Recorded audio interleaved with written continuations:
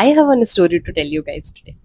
So I have seen two men fighting on one topic, and they both were having a different perspective. Okay, and they were not able to convince each other.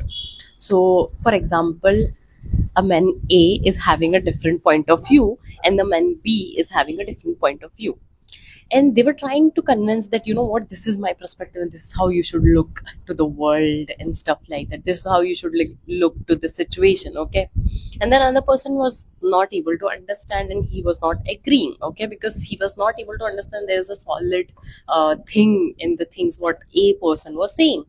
Okay, so now the thing is that they started showing their body, that how masculine I am, the amount of strength I have, so I can beat you up and take your shit out. Okay, now the thing is, buddhi badi ya pal, buddhi, right?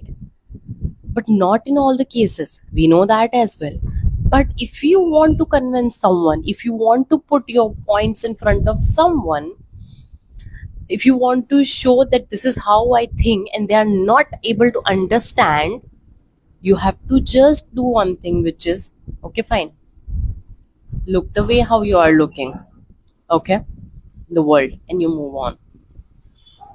When you start doing something which is showing that how weak you are, not from the brain but from inside also, that's where you have to show the strength. Okay, most of the weak people use the strength to actually show how much they are powerful.